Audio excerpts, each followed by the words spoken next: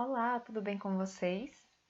Sou a professora Thais e a nossa aula hoje será da disciplina Ciências e iremos dar continuidade ao estudo sobre as características dos animais. Na outra aula, nós vimos que há várias formas de classificarmos os animais de acordo com as suas características. Por exemplo, tamanho, a alimentação, a cobertura da pele, o ambiente em que vivem. Mas há uma classificação que divide os animais em dois grandes grupos. Vocês lembram? São os animais vertebrados e os animais invertebrados. Esses dois grupos ainda se subdividem em outros pequenos grupos. E hoje nós iremos estudar sobre o grupo dos animais vertebrados. Mas o que são animais vertebrados? Vamos revisar. Os animais vertebrados são aqueles que têm uma característica em comum: esqueleto com crânio e coluna vertebral que ajudam a sustentar o corpo. Então, o grupo dos animais vertebrados se subdividem em 5 grupos. São eles: os anfíbios, peixes, os mamíferos, as aves e os répteis. E nós iremos ver as características de cada um desses grupos. Vamos lá? Vamos começar pelo grupo dos anfíbios. Quem são os animais que fazem parte desse grupo? Qual a principal característica dos animais desse grupo? Então, são animais vertebrados dotados de 4 membros que apresentam como característica marcante a sua dependência do ambiente aquático. A maioria dos representantes desse grupo possui uma fase larval aquática e uma fase adulta de hábito terrestre. Um exemplo é o sapo. Então, na fase que eles estão, dos ovos até o girino, essa fase é totalmente desenvolvida dentro da água.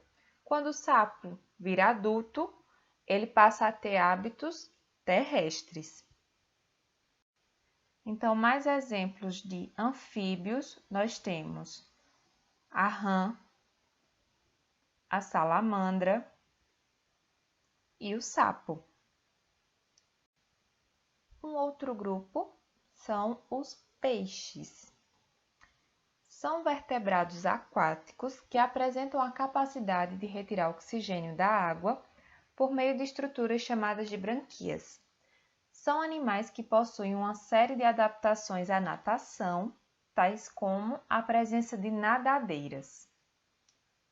Exemplos de animais que fazem parte do grupo dos peixes: o tubarão, o peixe-palhaço, a sardinha.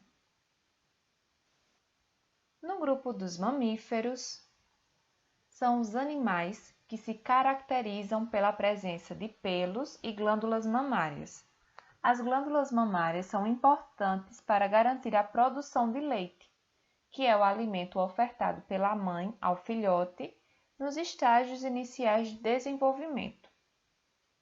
Como exemplos de mamíferos, nós temos o urso, o coelho, o cachorro.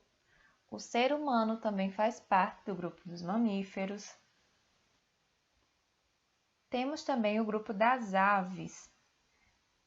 São os animais que apresentam como característica exclusiva a presença de penas. Como exemplos, nós temos o papagaio, o avestruz, o pinguim, entre outros. Por fim, nós temos o grupo dos répteis. São animais que apresentam pele grossa com escamas ou depósitos ósseos, que os tornam resistentes à perda de água. Nesse grupo, observa-se uma novidade evolutiva importante: o surgimento do ovo com casca. O ovo com casca grossa impede o ressecamento e protege o embrião. Como exemplos de répteis, nós temos o jacaré, tartaruga e a serpente. Vamos chegando ao final de mais uma aula. Agora a hora da atividade. Prestem bastante atenção às explicações do seu professor ou da sua professora lá no grupo da turma. Uma boa atividade, bons estudos e até a próxima aula.